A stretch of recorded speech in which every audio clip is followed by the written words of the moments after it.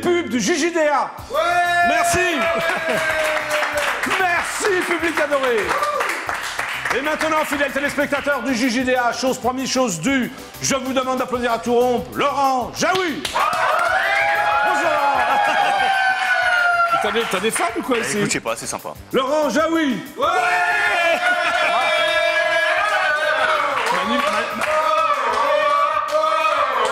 Il y a déjà le rappel. Attendez, avant le rappel, faut qu'il parle quand même. Hein? T'es super fan. Bah écoute, ouais. Ouais. Hein? Connu dans le coin. T'es connu, mais seulement dans le coin, j'ai l'impression. Dans le périmètre, au rond-point. Au rond-point. Donc Laurent, tu sors un bouquin sur le rock français. Ouais. Mais alors ça m'a étonné, pas que tu sortes ce bouquin. Ce qui m'a étonné, c'est que moi je te connaissais autrement, on va dire. C'est quand même un spécialiste du sport. Tu viens au départ de la télé, non?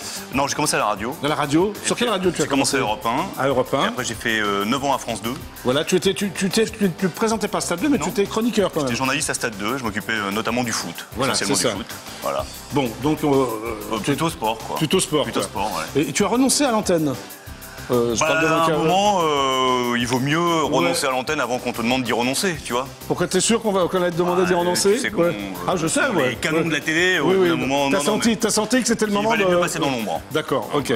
Donc là, tu es donc rédacteur en chef de la chaîne Infosport. Exactement. Qui est une des chaînes sport de Canal+, du groupe Canal+. C'est la chaîne d'information sportive du groupe Canal+. Du groupe Canal+. Exactement. D'accord, donc c'est beaucoup de boulot. C'est du boulot, c'est un boulot de journaliste. Et alors, tu m'as appelé il y a quelques mois et tu m'as dit, tiens, Jackie, je voudrais bien te rencontrer, je voudrais bien t'interviewer par rapport à Bijoux à Gainsbourg. Alors j'étais agréablement étonné, mais en fait, t'es un spécialiste de rock, mais pas seulement de rock français, j'ai l'impression. Pas du tout, non, je suis absolument pas un spécialiste, je suis juste un passionné, quelqu'un qui aime ça. Mais quelqu'un de passionné, c'est quand même un spécialiste. Non, parce que justement, et t'en fais pas partie, j'ai rencontré dans ce milieu que je connaissais pas des gens très pointus, qui représentent des chapelles, des paroisses, et qui sont un peu gonflants. Oui, d'accord. J'espère que je suis pas trop gonflant. Non, j'ai dit en préambule, tu n'en fais pas partie. D'accord. Et il y a des gens dans ce milieu qui sont restés très spontanés, et je voulais te rencontrer parce que, je sais pas si les téléspectateurs du JDA le savent, mais tu as eu une autre vie avant d'être animateur télé.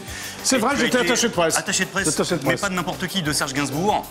Et aussi d'un des groupes dont je parle dans le groupe, du groupe Bijoux. Alors, on va présenter ce livre, donc c'est Rock français, chronique d'un rendez-vous manqué. Alors tu parles de 3 groupes français, les Dogs, Bijoux et Star Shooter. Alors pourquoi? Parce qu'ils n'ont rien à voir en commun, les 3 groupes. Sûr. Si ce n'est qu'ils ont existé à la même période et qu'ils ont rencontré exactement... Ils ont vécu les mêmes choses, ils ont rencontré des phénomènes similaires, c'est-à-dire que ce sont des groupes qui n'ont pas cartonné d'un point de vue vente de disques, mais qui ont marqué les esprits, qui ont su se forger une trace, pour pas dire un sillon, qui ont eu un petit public, et ils ont rencontré les mêmes phénomènes, c'est-à-dire qu'à un moment, ils se sont heurtés à l'impossibilité en France de rencontrer de succès quand on fait du rock, excepté Téléphone et Trust. Tous ces groupes qui vivaient dans des univers différents, qui proposaient une musique différente, ont essayé de rencontrer du succès. Ils n'ont pas eu pour toi. Et aujourd'hui, 30 ans après, ce sont des groupes dont on parle encore. C'est ça qui est étonnant. C'est-à-dire qu'il y a des gens qui... Non, mais, si tu veux, il y a des gens qui ont du succès et qu'on oublie. Il y a des gens qui n'ont pas de succès et dont on continue de parler. C'est ça qui m'intéressait, parce qu'on continue de parler d'eux aujourd'hui. Pour toi, ces 3 groupes n'ont pas eu de succès du tout, parce que Bijoux, dont je m'occupais à l'époque, ont quand même vendu le premier album. Bon, si c'est pas des ventes... Des groupes qui se séparent au bout de 5 ans, c'est qu'ils arrivent à un constat d'impossibilité. C'est-à-dire que ce sont des groupes qui ont plafonné au bout d'un moment. Voilà. Mais on n'est pas juste là pour parler de succès, parce que c'est un peu mathématique, c'est un peu froid. Tu voulais faire... Artistiquement, ils ont laissé chacun de ces 3 groupes des traces. Et moi, je voulais remettre un petit coup de projecteur sur cette période-là, qui est une période qui m'a intéressé. En fait, tu t'es servi des 3 groupes pour parler de cette période. Exactement. Et ce qui était encore une fois... 70, début 80, le rock français. Et vraiment, ce sur quoi je veux insister auprès de toi, c'est qu'il y avait un groupe de banlieusards qui proposait vraiment le rock classique, c'était Bijoux. Un groupe de puristes inspirés du rock britannique, les Dogs, qui chantaient en anglais, inspiré par les Kings, les Flamingo Viz, Dr. Feelgood, par le rock garage, et un groupe de punk, comme on pouvait à l'époque, Star Shooter, des Lyonnais, qui se sont vite engagés dans un autre créneau qui est celui de la chanson un peu plus à texte. Et les 3 groupes, à peu près à la même période, sont arrivés au même constat. Celui qui dit qu'à l'époque, c'était pas possible de pouvoir faire du rock en France, de pouvoir proposer du rock en France. Et tu l'expliques très bien. J'essaye. Alors, il y a des témoins, parce qu'il n'y a pas que moi quand même dans le livre. Non, j'ai essayé de rencontrer tous les témoins de l'époque, tous ceux qui voulaient parler. Philippe Manœuvre, bien sûr. Le manager de Bijoux, Jean-William Toury, également, enfin plein de gens. Kent, Jello, Vincent Palmer, le guitariste de Bijoux. Alors, l'histoire des Dogs est intéressante dans la mesure où le chanteur est malheureusement décédé il y a 8 ans sur scène aux États-Unis. Exactement. Dominique Laboubé. Magnifique guitariste, sublime. Vas-y, parle-en, tu le feras mieux que moi. Mais si, au contraire. Moi, j'ai invité le guitariste des Dogs, c'est Tony Truant, qui s'appelle dans la vie d'ailleurs. Antoine Massipari. Il est venu là. Non, mais moi, j'adorais les Dogs. Je me suis occupé d'un album des Dogs. C'est vrai que c'était Enfin, t'as raison d'en parler. Certains disent même qu'ils avaient trop de classe pour l'époque et trop de classe pour la France. Oui, c'est vrai. Bah, enfin bon, faut pas. Oui. Non, tu penses exagérer.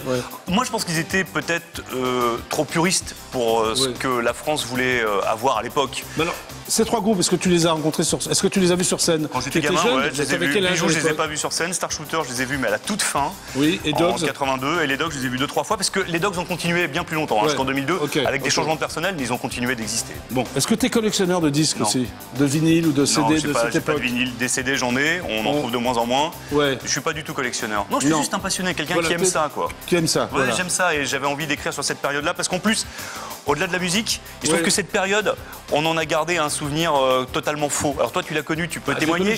On a l'impression qu'à l'époque, il ne se passait rien. Et c'est totalement faux. Il y avait une émission de télé sur chacune des 3 chaînes principales. Il faut rappeler aux jeunes téléspectateurs, à l'époque, il n'y avait que 3 chaînes. TF1, Antenne 2 et FR3, voilà, les chaînes historiques. Il y avait des émissions de radio sur à peu près toutes les radios périphériques. Il y avait plein de journaux, il n'y avait pas que Rock and Folk, il y avait Best, il y avait Magic, il y avait Extra, il y avait tout ça. Disco Revue. Et Jukebox n'existait pas encore. Il y avait un foisonnement médiatique. Vraiment, la France aurait pu faire un meilleur accueil à ces groupes-là. Tout était prêt. En fait, tu regrettes l'insuccès de ces groupes. Je regrette l'impossibilité française de faire un bon accueil au rock, parce qu'ici, c'est pas un pays de rock, c'est un pays où on adore, mais toi, moi, tout le monde adore ça. La chanson française, où on a une vraie adoration pour la variété, ce qui n'existe pas... Je pense que les Français n'adorent pas le rock, quoi. Pas assez, quoi. Les Français s'en fichent du rock. Je pense que les Français, le rock, c'est très réducteur et c'est très péjoratif. En France, on aime la variété française, on adore la chanson à texte, Brel, Brassens, Reggiani, Ferrat, Ferré. Beaucoup moins. Pas assez. Alors tu penses aussi que le rock et le foot ça va ensemble, moi aussi, et t'as une raison? Je pense que... Pourquoi le rock et le foot vont ensemble d'ailleurs? Je vois qu'un pays qui nous intéresse tous beaucoup, en l'occurrence la Grande-Bretagne, ça pose aucun souci d'aimer à la fois le rock et le foot. Et d'ailleurs, les plus grands groupes de rock britanniques... Gallagher, Oasis, c'est des fans de rock. Chelsea, sont fans de Chelsea, voilà. Absolument. Et Ian McCulloch, le leader des Cons, The Bunnymen, est un raid dingue, des raids justement de Liverpool. Ça pose aucun souci de militer, de supporter pour un groupe de rock. Ici en France, les rockers, c'est du bout des lèvres qui reconnaissent qu'ils aiment le foot, parce qu'il y a un côté un peu bouffe. Il était président de Watford, qui était un club qui a été en première division londonienne, et là qui sont descendus, ils sont en 3e division. Stewart aussi était un fan de foot. Stewart a même été joueur de foot. Donc ça va ensemble. Non, ça va très bien ensemble. Ça se marie très bien. Ça se marie très bien. Donc c'est rock français. Seven Nation Army. Pardon? Seven Nation Army, c'est l'hymne qu'on entend dans chacun des stades de foot. Rock français 1977-1983. Chronique d'un rendez-vous manqué. La maison d'édition? Autour du livre, les cahiers du rock. Voilà, autour du livre, les cahiers du rock. En vente libre? En vente libre. Bon, maintenant, tu as un rendez-vous incontournable, Laurent. Avec l'intervieweur masqué du JDA. Il est toujours là? Oui, il est toujours là. Ah, il est là tous les jours. Ah, d'accord. Donc il va venir et poser des questions, puis moi je reviendrai. Puis là, je te laisse avec les téléspectateurs. Tu peux parler de rock, de foot, d'infosport, de Stade 2. On m'a toujours dit qu'il fallait faire la promo, donc je la fais moi-même. On n'est jamais mieux servi que par soi-même, voilà. Rock français, chronique d'un rendez-vous manqué. Aux éditions Autour du rock, les cahiers du livre, achetez-le si vous aimez la musique, ça vous rappellera peut-être de bons souvenirs. Bonjour, je suis l'intervieweur masqué du JDA. Laurent Jaoui? Oui, c'est ça. Bon. Quelques questions à vous poser. Ouais. Vous êtes prêts, Laurent Jaoui? Je regarde pas l'affiche. Non. Moi, je la regarde parce que j'ai pas l'habitude des questions, elles sont toutes récentes. Blanche ou noire? Noire. Pardon? Noire. Longue ou courte? Longue. Sèche ou humide? Sèche. Donc noire, longue et sèche. Sèche. Longue et sèche, ouais. Devant ou derrière? Devant. Fromage ou dessert? Fromage. Chatte ou chienne? Chienne. À poil ou à plume? À poil. Donc une chienne à poil? Oui. Ouais, c'est bien aussi. C'est bien. Non, c'est bien. C'est un genre. C'est un genre. À droite ou à gauche? À gauche. À gauche. Très bien. Blonde ou brune? Blonde. Martine ou Ségolène? Martine. Ah bon? Très bien. Moule, pardon. Moule ou frites? Frites. Bachoum. Ah, cochonnet et les moules. Ah oui. Gabi ou Gabi, c'est ça? Gabi ou Gabi. À quoi ça sert la frite si t'as pas les moules? À quoi ça sert le cochonnet si t'as pas les moules? Il connaît son bachoum par cœur. Laurent Jaoui, on l'applaudit, il connaît son bachoum par cœur. Boris Berman, parolier de TTU. Exactement. Ah, belle chanson. Mythique. Cultissime. Bon, on poursuit. Malin ou câlin? Câlin. Tango ou mambo? Tango. Par amour ou par pitié? Par amour. Debout ou couché? Debout. Pile ou face? Pile. Chèque en bois ou Shakespeare? Shakespeare. Être ou ne pas être? Être. Merci. C'était l'intervieweur masqué du JDA. À bientôt. Oui. Ciao. Je dois encore en faire de la promo. Oh là là, mais c'est pas possible. Je remonte donc, rock français, chronique d'un rendez-vous manqué. Ça marche toujours mieux la deuxième fois autour de livre, les cahiers du rock. Non, tu peux continuer. Alors, c'était sympa. Bah, écoute, c'est sympa. Bon, viens avec moi, c'est bientôt la fin de l'émission. Puis il y a une tradition, on appelle Nicolas Sarkozy. Appelons-le. Appelons-le. Il a du boulot là ou pas? Je sais pas, il y a un remaniement. Je sais pas. J'ai jamais réussi à l'avoir, je vais lui poser quelques questions. Ce qu'il pense du nouveau décor du JDA, par exemple. Tu poseras des questions un peu plus dures que les journalistes lui ont posées il y a 48 heures. Oui, je pense, beaucoup plus pointues. Ouais, beaucoup plus pointues. Tu as regardé l'émission? Oui, j'ai regardé. Et alors? C'est assez servile dans l'ensemble. Bon, je vais refaire. Est-ce que tu l'as rencontré d'ailleurs, Nicolas Sarkozy, quand tu étais à Stade 2? Non, alors figure-toi que j'ai écrit un livre il y a 6 ans sur les hommes politiques et le football. Et j'ai voulu le rencontrer, il était ministre de l'Intérieur à l'époque. Il a refusé. Et j'ai failli le rencontrer dans un train entre Paris et Lyon. Bonsoir. Ah, bonjour, c'est Jackie du JDA, vous êtes en direct absolu sur EDF1. Pourrais-je parler à Nicolas Sarkozy, s'il vous plaît? Oui, un instant, ne quittez pas. Merci, jeune homme. Je vous en prie. Peut-être avoir Claudien. Non, voilà. J'aurais pas Claudien, j'ai toujours cette musique infernale qui est une valse. Il n'y a pas Claudien. Musique officielle de l'Élysée. Président de bien vouloir patienter. Tu patientes pas? Bah, il est 18h27, et puis Jackie du JDA ne patiente pas.